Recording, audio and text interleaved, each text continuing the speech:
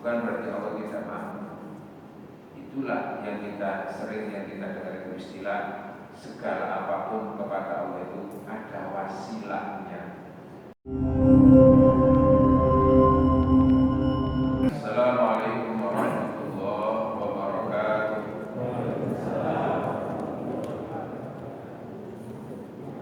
Al-Fatihah.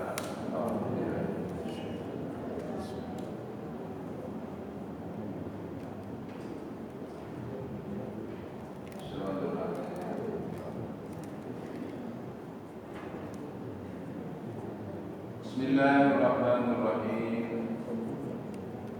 Alhamdulillahi rabbil alamin. Wa bihi nasta'in ala umuri dunya waddin.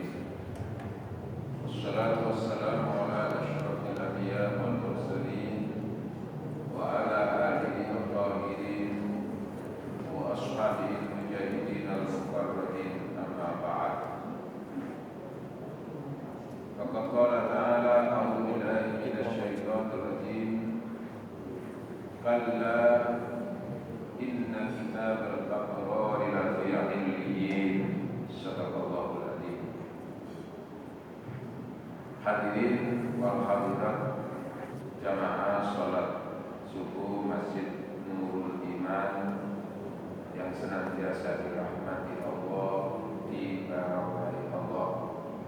Alhamdulillah, kita bersyukur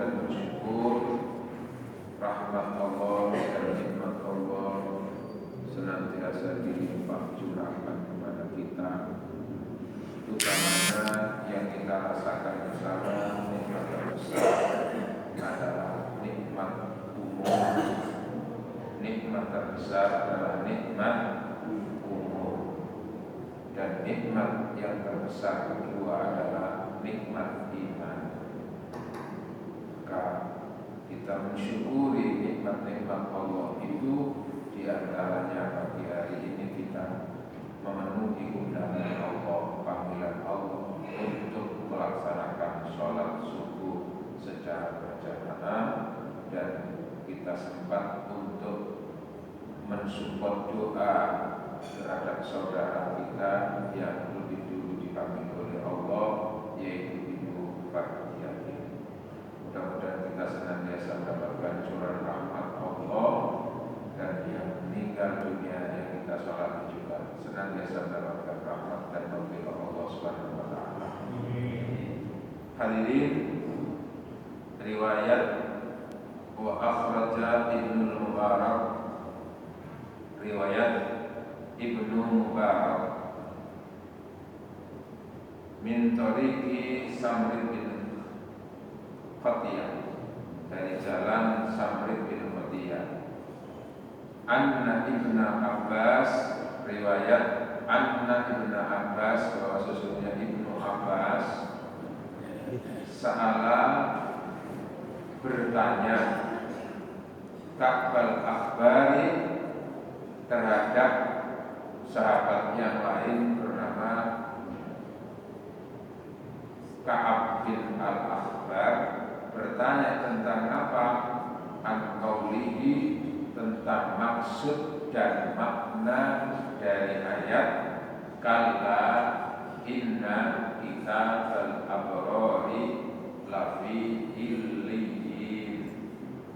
Kalla inna kitabal abrari lafi illiyyin.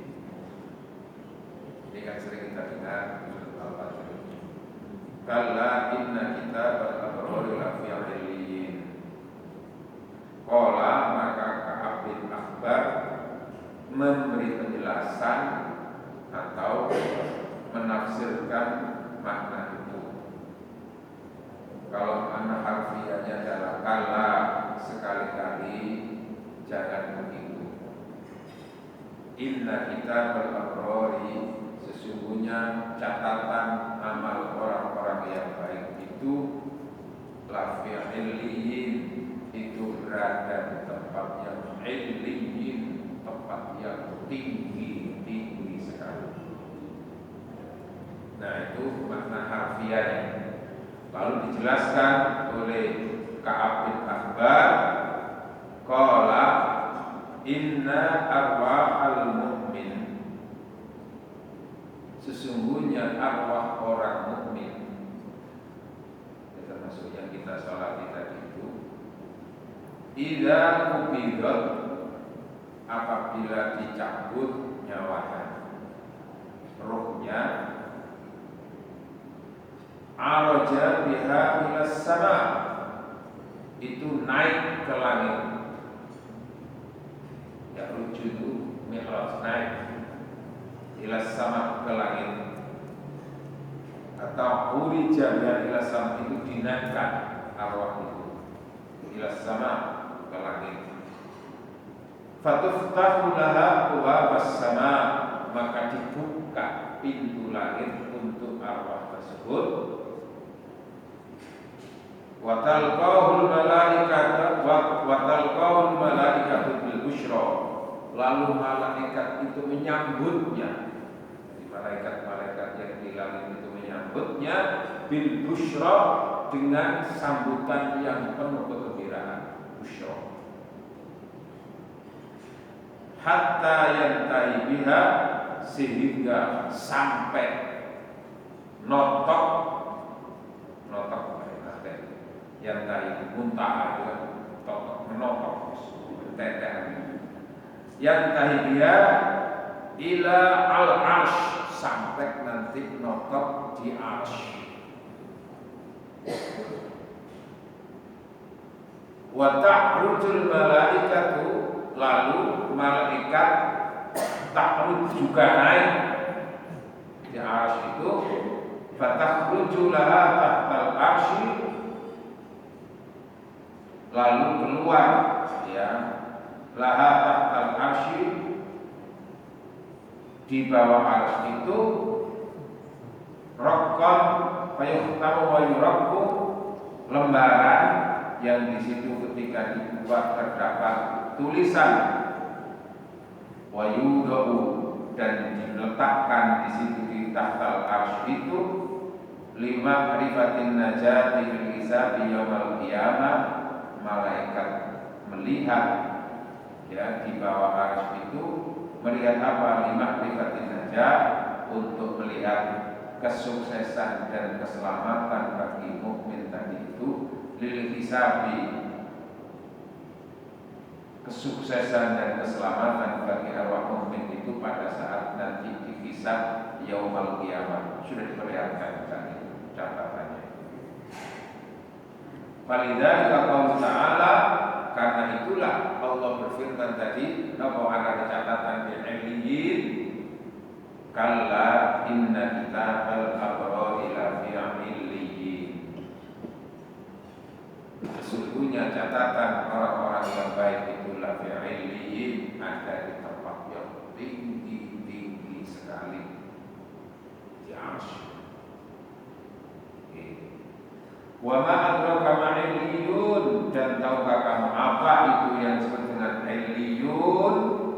Illiyun itu adalah kitabun marhum, yaitu kitab atau dokumen marhum, yang di situ rohmul, yang tercatat, terbukukan ya, sudah tertulis, tergambar ya, ada manuskrip, tulisan-tulisan ada, amalnya semuanya di tempat yang illiyin, tempat yang tinggi. Kita memerlukan sebuah catatan yang bertuliskan tentang apa? Tentang amal ibadah dan tempat orang ini. Itu tempat yang tinggi. Nah, kebalikan firman Allah yang berikutnya, wa qala qauluhu, lalu kemudian ada firman Allah berikutnya, kalla inna kitabal abrari lafi illiyin, sesungguhnya kitab atau catatan amal ibadah al-fujjar, orang-orang yang pendusta, orang-orang yang banyak berbuat mungkar, banyak berbuat ingkar, mendustakan Allah, lafi sijjin, tempatnya ada di sijjin. Lawan daripada illiyin adalah sijjin, neraka sijjin ya. Kemudian qala, Maksudnya apa itu? Inna kitabal fujjar lafi sijjin, catatan kitab orang-orang yang berdusta, ya termasuk orang-orang kafir itu lafi sijjin, di tempat namanya sijjin. Qala, maksud daripada ayat ini ditafsirkan inna ruhal fujjar, sesungguhnya arwah al-fujjar, orang-orang yang pendusta, orang-orang kafir yang hidup di dunianya hanya dosa dan dosa yang dilakukan. Yas'atu biha ila sama, ketika dicabut itu naik, dibawa naik ke langit. Fatahbas sama, ini kebalikan dari yang tadi. Fatahba, langit itu menolak, tidak nerima. Antakbalaha biha, langit tidak mau buka, tidak bisa ke arsy. Langit tidak buka, menolak. Karena ditolak, akhirnya fatahbitu biha ilal ardi, maka dijatuhkan lagi ke bumi. Fatahbal arda antakbala, bumi pun menolaknya.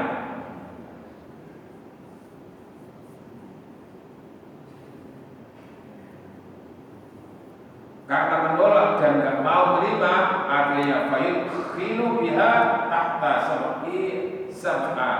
sab'i ardina, maka akhirnya dimasukkan, dipaksakan untuk masuk, tapi masuknya itu tahta sab'i ardin, tahta sab'i ardin, sampai di bawah langit lapis, apa itu, bumi lapis 7, lapisan bumi lapis yang ke-7. Ini kepaksa dilkono mesti-mestisan, jangan permukaan, langsung dimasukkan ke dalam bumi langit, tancapkan ke bumi langit, apa bumi lapis 7. Hatta yang bari, nah sehingga yang tahi notok sampai nanti di bawah bumi lapis 7 itu ada tempat namanya sijjin.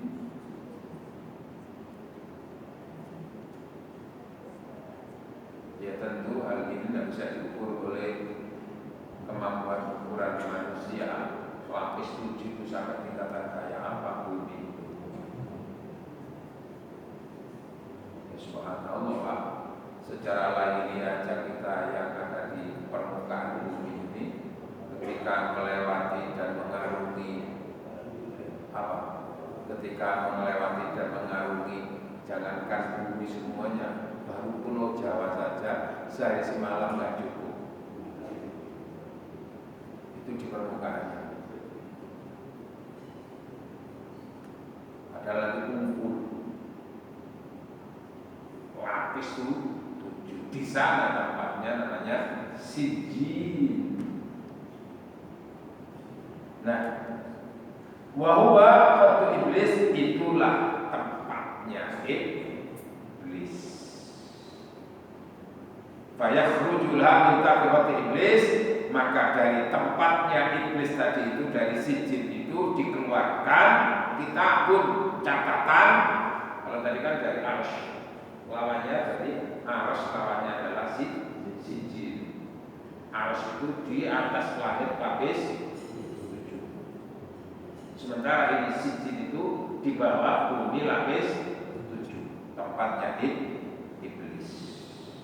Dari situ dikeluarkan apa? Catatan. Ya. Setelah itu lalu dibuka catatan itu tentang apa? Lihalaki hisab, yaitu tentang kehancuran dan kesengsaraan dan siksa yang akan diterimanya untuk orang yang fujjar tadi itu nanti di hari kiamat hisab, ketika apalagi tinggi. Wa dzalika qauluhu ta'ala wa ma adraka ma sijjin. Tahukah kamu yang disebut dengan istilah sijjin?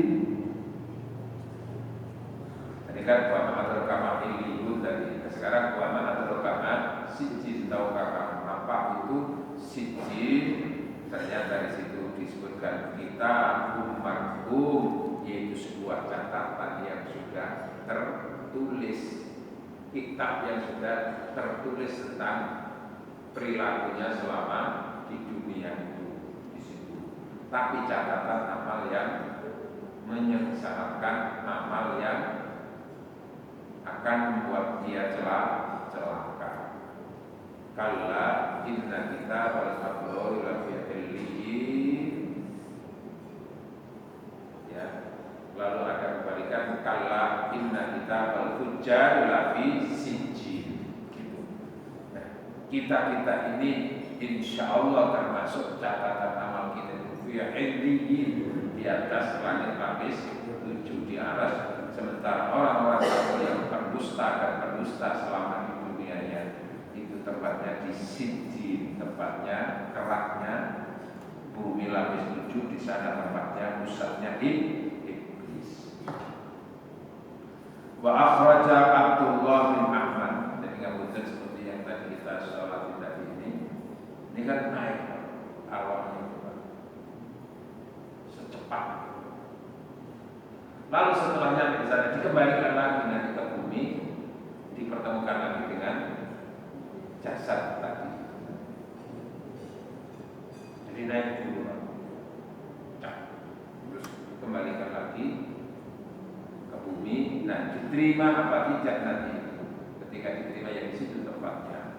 Tapi kalau tak terima maka dijatuhkan secara dalamnya sampai melewati bumi lapis 7 tadi. Di sana dipertemukan dengan catatan amalnya. Hadirin, riwayat berikutnya Abdullah bin Ahmad fi Zawaid Zuhdi. Imam Abdullah bin Ahmad meriwayatkan dalam kitab Zawaid Zuhdi, bekal orang-orang zuhud, an Abdul Aziz bin Rafi', riwayat dari keterangan riwayat dari Abdul Aziz bin Rafi', qala menerangkan, idza murija bi ruhil mu'min, ketika dinaikkan arwahnya orang mukmin ila sama'i, ke langit, qalatil malaikah, maka malaikat berkomentar, berkata, subhanalladzi najaa hadzal abda minasyaiton, maha suci Allah yang telah menyelamatkan hamba Allah ini dari godaan syaitan. Ya, syaitan, raja syaitan itu ya iblis itu. Ya wahai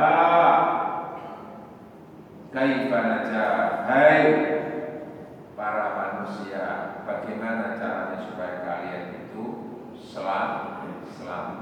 Bagaimana kalian supaya bisa selamat dari tipu daya syaitan, selamat untuk bisa diterima arwahnya ya di sisi Allah di langit, di atas langit lapis 7, diterima lalu kembalikan lagi ke bumi, dipertemukan dengan jasad yang ada di kuburan.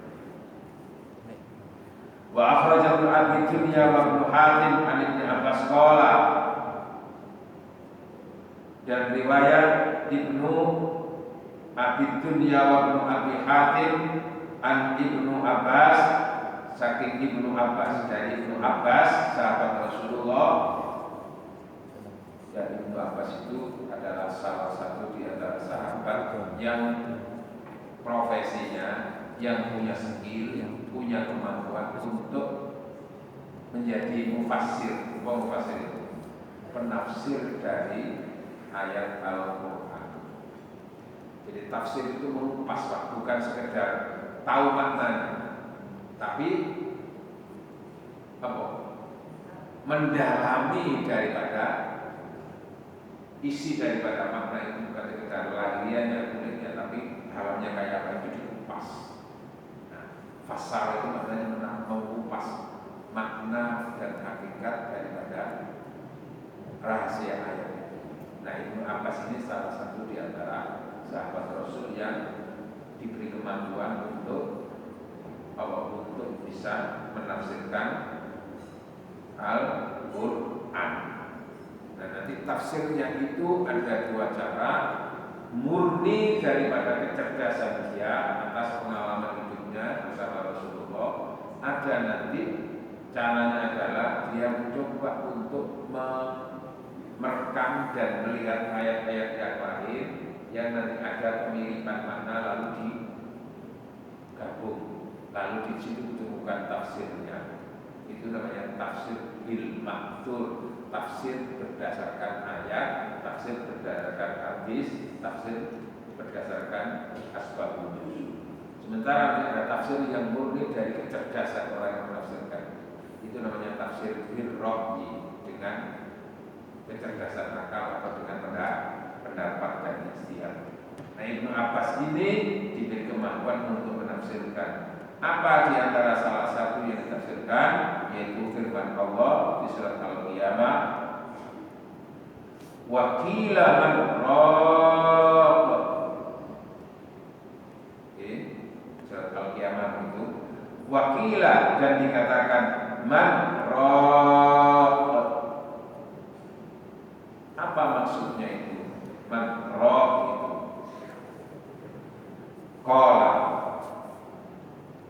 maksudnya adalah qila may yurabbi bi ruhihi malaikatur rahmah atau malaikatul adzab. Siapa yang akan mendampingi untuk menaikkan, berarti ya, yurabbi itu menaikkan, ya rujuk menaikkan, mendampingi biruh-hiruhnya orang yang mati tadi itu. Malaikat yang mana yang mendampingi? Malaikat rahmah apa malaikat azab? Fakila manro, siapa nanti ini yang akan menaikkan atau mendampingi untuk naik ke langit tadi? Apakah yang malaikat bagian rahmah atau malaikat yang bagian azab? Itu kan tugasnya. Jadi hakikat yang mendatangkan nikmat rahmat itu Allah, tapi yang ditugasi diantaranya adalah malaikat. Hakikat siksa itu juga dari Allah, tapi lalu Allah memberi tugas kepada untuk melaksanakan tugas itu. Bukan berarti Allah tidak mampu. Itulah yang kita dengar istilah segala apapun kepada Allah itu ada wasilahnya. Apa wasilah itu? Perantara. Lalu ini karena orang beliau pokoknya musyrik, perantara itu musyrik. Benar kan gitu? Karena apa? Ada menyatakan yang lain selain Allah. Allah sendiri itu loh menyertakan makhluknya. Seperti mencabut nyawa, hakikatnya kan Allah yang mematikan. Tapi kan Allah sendiri yang menyatakan tawaffal malaikat. Malaikat itu yang mewafatkan. Artinya hakikat yang mewafatkan itu Allah, tapi lalu perintah untuk melakukan itu mengeksekusi itu dilewatkan petugas Allah yang disebut dengan malaikat siapa? Israfil. Ya memang itu ada pekerjaannya, tapi bukan berarti itu memusyrikkan Allah, menyekutukan Allah, bukan. Seperti kita lalu apa? Berdoa itu langsung kepada Allah, tapi kita ada yang berdoa melalui apa? Minta didoakan orang. Itu jangan langsung musyrik. Ini aja tugas Allah tadi yang jelas-jelas itu Allah itu didelegasikan. Apa mandatori? Didelegasikan ke malaikat. Wakilah ditanya, manroh, malaikat siapa ini yang akan mendampingi? Ya, bisa artinya antara keduanya. Jawab aja, sampai apa ini dengar? Antara malaikat satu dengan yang satunya tadi. Kemudian, ya, wa akhraja Ibnu Abi Dunya an Yazid Ar-Ruqasi qala fi qouli ta'ala, riwayat yang lain kila man ra, ditanyakan, diperbincangkan, man roh, siapa yang akan menaikkan? Qala takul malaikatu ba'dhum li ba'din. Nah, antara malaikat tadi itu saling berembuk, berkata.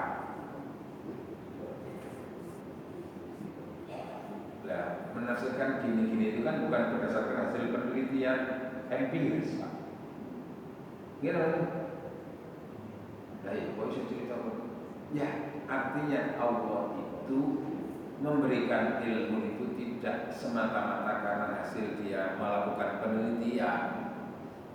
Seperti kalau dokter itu kan untuk tahu penyakit kan hasil daripada penelitian di laboratorium. Gini, kadang-kadang kan begitu kan? Bahwa ini mengandung vitamin ini, itu kan itu. Tapi kalau di sini kan bisa saja tidak melalui hasil laboratorium tadi, tetapi langsung Allah memberikan apa? Hidayahnya itu dibuka. Di antaranya melalui wahyu, melalui nabi.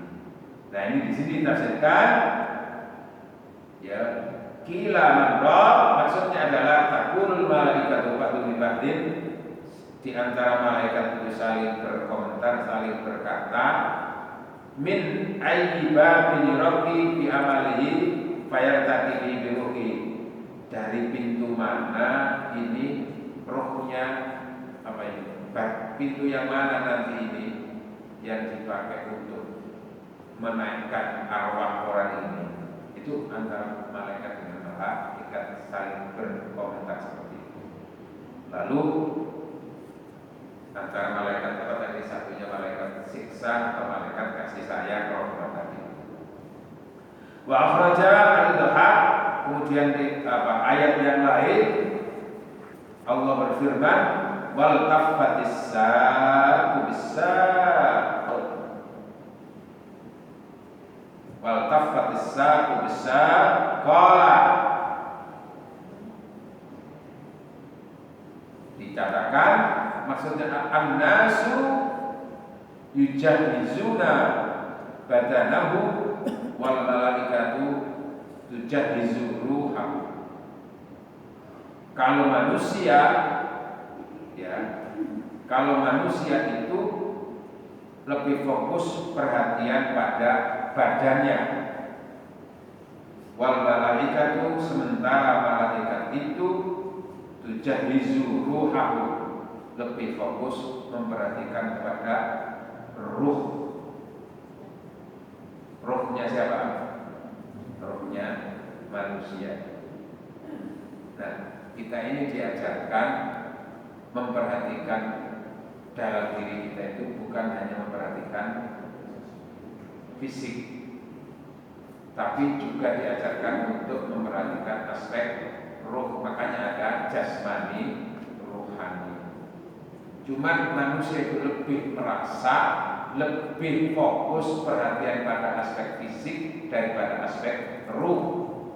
Termasuk ketika sakit fisiknya, itu kan perhatiannya besar, dibawa ke rumah sakit, diobatkan. Tapi kalau sakit jiwanya, sakit keimanannya, malah didatangi dokter itu malah ngamuk, gak gitu. Tidak. Iya kan? Kok males sholat? Itu kan sakit ruhnya ini. Males sholat itu gimana sih? Nah itu kan jarang sekarang, karena kalau sholat itu katakan ustaz minta dikasih apa? Obatnya, resepnya itu. Malah dinasihati kalau apa? Ngelawan dan kalau melono ustaz itu ya.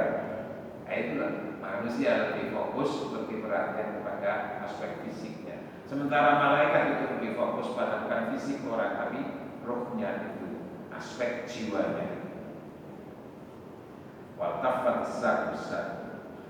Wa akhraja Abu Nu'aim an Muawiyah bin Abi Sufyan qala. Ini sepakat sampai terbit matahari ini. Dari salat isyraq, salat terbit. Wa akhraja Abu Nu'aim an Muawiyah bin Abi Sufyan Riwayat Abi Nu'aim an Muawiyah bin Abi Sufyan. Muawiyah adalah seorang sahabat, ya, termasuk pendukung setia Utsman bin Affan, penerus Utsman bin Affan yang sempat ada gap secara politik dengan Sayyidina Ali bin Abi Thalib. Ya, itulah karena urusan politik itu hanya terjadi perbedaan kadang-kadang antara sahabat sendiri juga begitu. Sampai terjadi perang gitu antara Ali dan Muawiyah. Tapi mereka semuanya adalah ahli surga.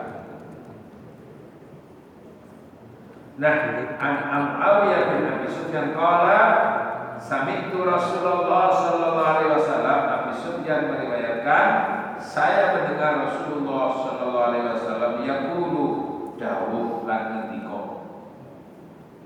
Cerita tentang apa Rasul? Inna rajulan, ada seorang laki-laki, ya, sosok manusia yang manusia melakon welek, kelakuannya bejat, ya.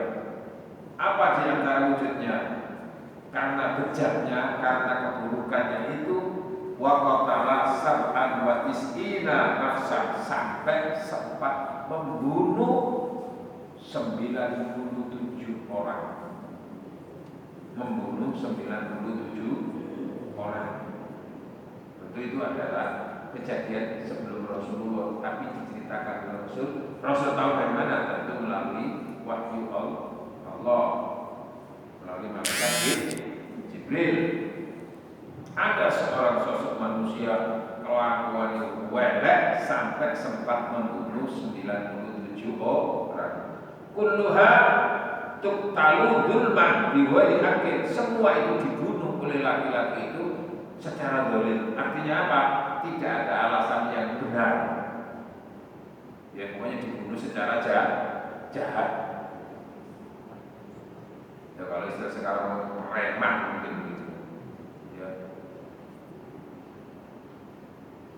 Fakharaja, pada suatu saat ia keluar, fa'ata dairan, maka ia mendatangi sebuah daerah, faqala, ya, sebuah daerah, mendatangi sebuah tempat yang di situ adalah bertemu dengan ketua agama atau pemimpin agama, rohib namanya.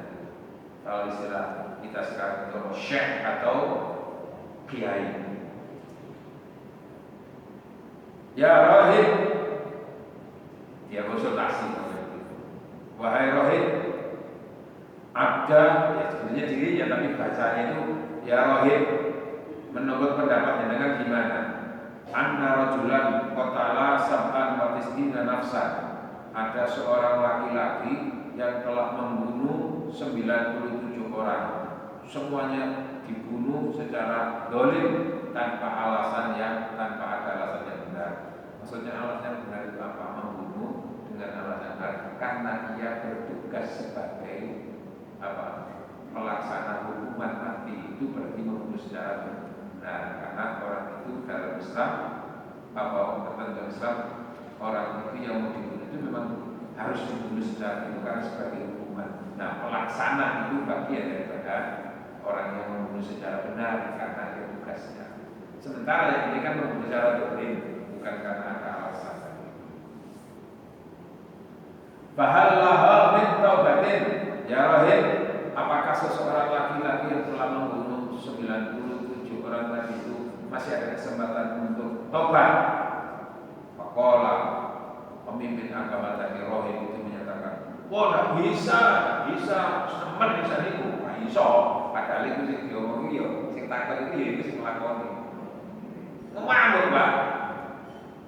Fadoroba, tahu, maka dia memukulnya, membunuhnya.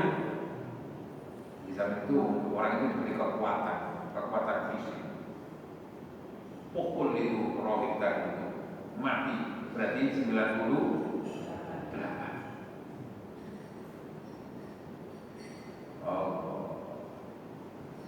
Summa ata akhar, dia ingin mencari lagi guru yang lain. Ngomong teropetan pantainya itu. Maka ia ingin mencari lagi guru yang lain. Faqala lahu mithla ma qala li sahibi. Ia juga bertanya seperti yang ditanyakan kepada rohib yang pertama tadi itu yang sudah 98 ya. Faqala lahu, nah ternyata si rohib tadi, guru yang berikutnya tadi menyatakan, laisa laka taubatan. Itulah kon sing lakoni niku. Iya toh? Gak iso diterima saking nemene kon niku dosane gak keterima kon niku kelakuan niku. Mosok matane sampai 98. Muring-muring mana ini? Akhirnya faqatalahu aidon, dipakai di sana, dibunuh lagi orang itu, rohib tadi. Summa ata akhar, berarti berapa? 99. Sampai akhirnya summa ata akhar, kemudian datang lagi, mencari lagi yang lain. Faqala lahu mithla ma qala sabi, dan bertanya seperti apa yang ditanyakan kepada rohib yang pertama dan kedua tadi yang ditunjuk. Faqala laisa laka taubatan. Ternyata orang yang ke 100 ya, 100 tadi itu bilang laisa laka taubatan. Wis sakit temen itu dosamu, gak iso diterima dosamu, wis melek neraka paling kon ngono paling. Muring-muring meneh di neraka-neraka gak diterima tobaté iku. Faqatalahu aidon, dipateni di sana sampai jumlahnya 100.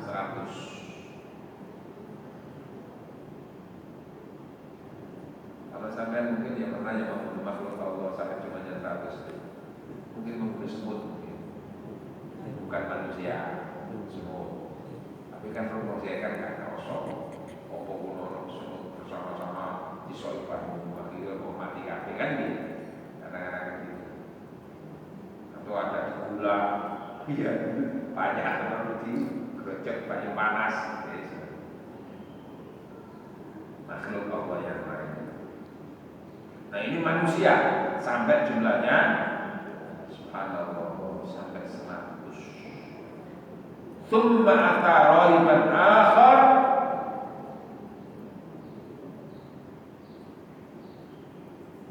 Kemudian setelah membunuh 100 tadi itu, ia ingin tetap mencari guru yang lain lagi.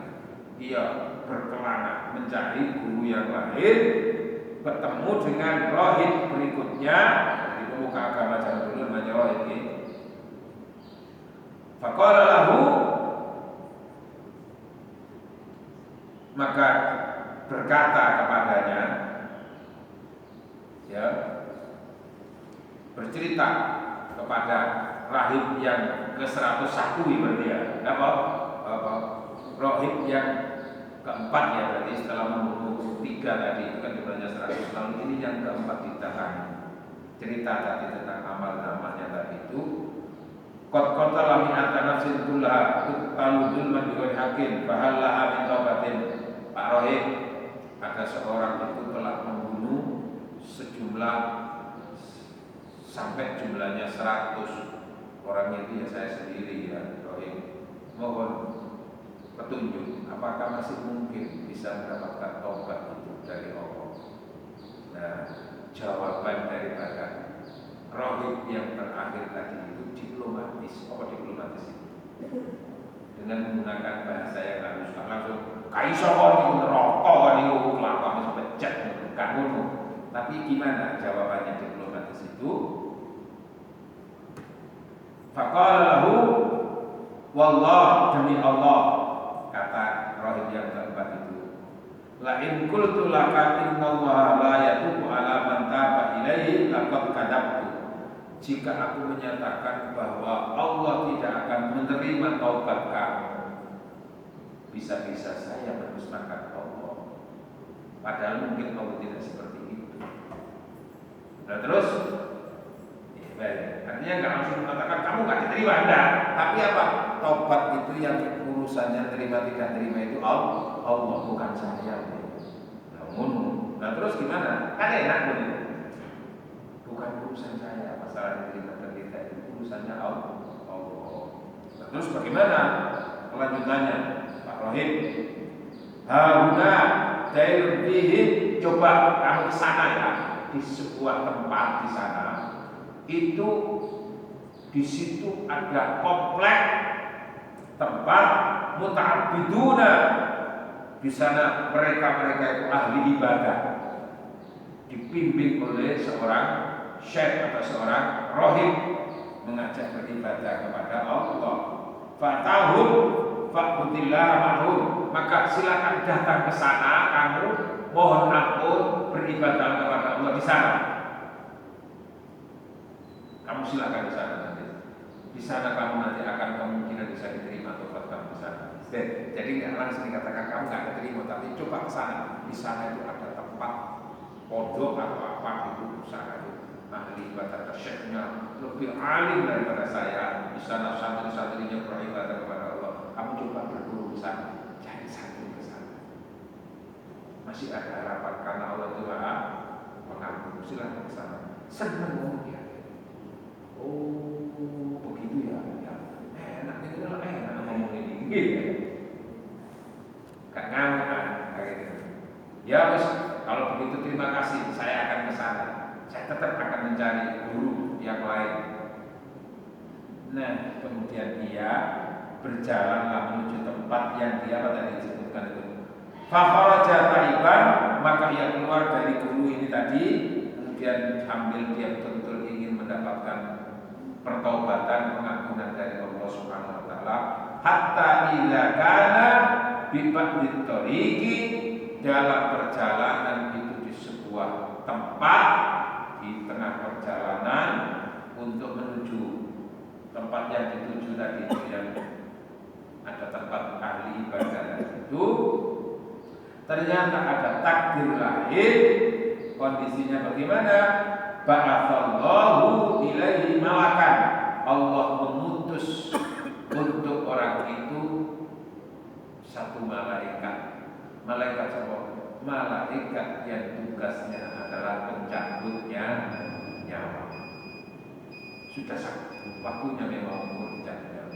Ba'atsallahu ilaihi malakan, Allah mengutus malaikat. Faqabada nafsahu, malaikat itu bertugas untuk mencabut arwah, mencabutnya nyawa manusia tadi yang dihidup. Itu enggak salah. Fakhadhatul malaikatul adzab wa malaikatur rahmah, karena sudah dicabut nyawanya tadi itu, yang datang dua malaikat. Tugas, ada tugas malaikat dua. Tugas yang pertama malaikat adalah malaikatul adzab, satu malaikat bagian tugasnya mengadab, mensiksa, wa malaikatur rahmah, dan satunya malaikat bagian memberikan rahmah, memberikan perlakuan kasih sayang.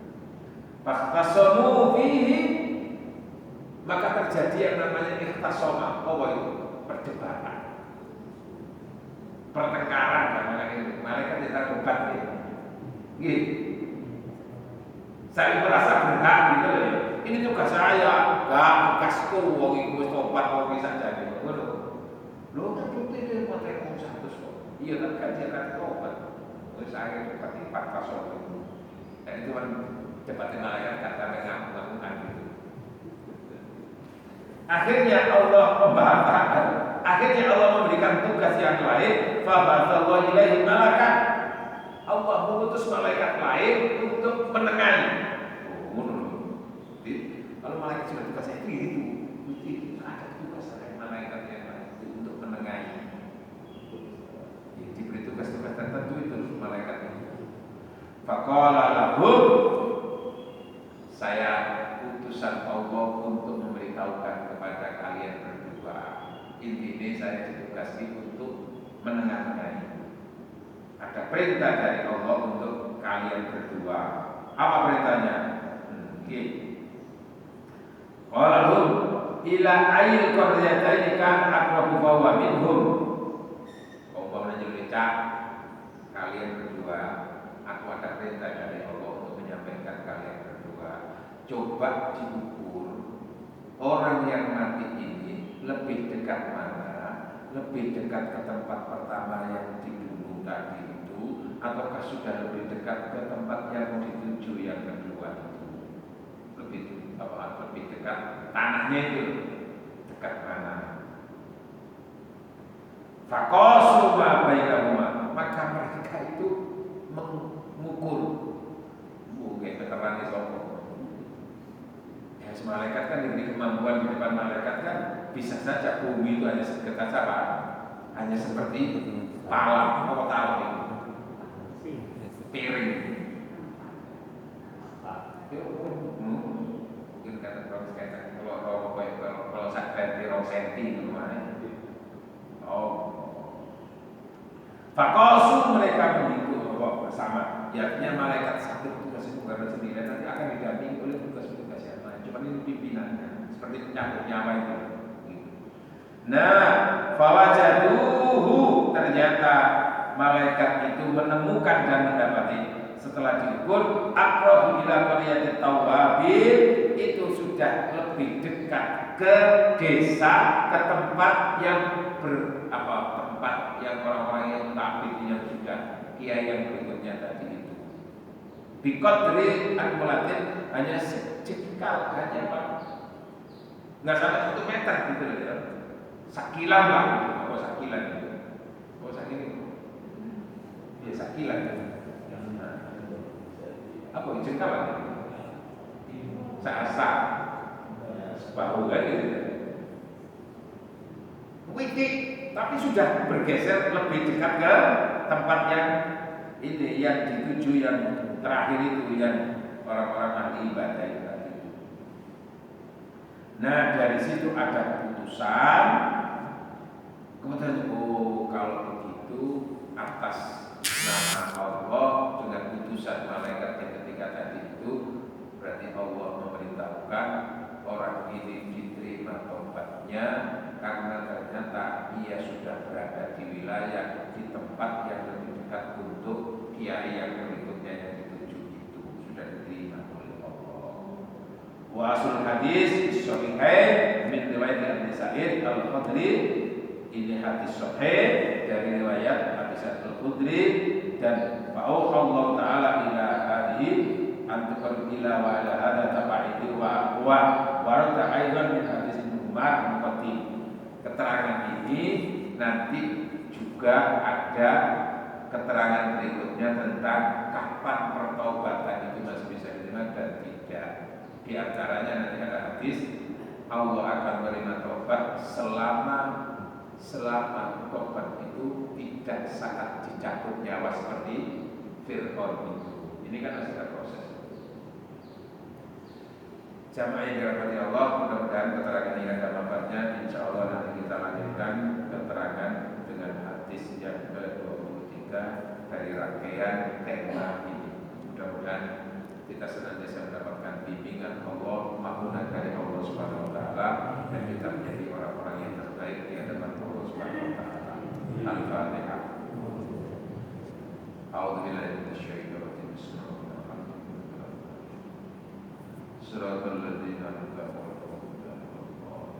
Alhamdulillah la ilaha illa anta subhanaka ya rabbana la ilaha illa anta subhanaka wa sallallahu wa sallam ala sayyidina Muhammad.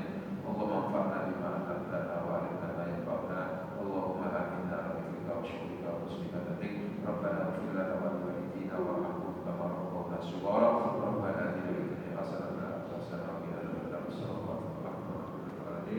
Subhanakallahumma wa bihamdika asyhadu an la ilaha illa anta astaghfiruka wa atubu ilaik. Wassalamualaikum warahmatullahi wabarakatuh.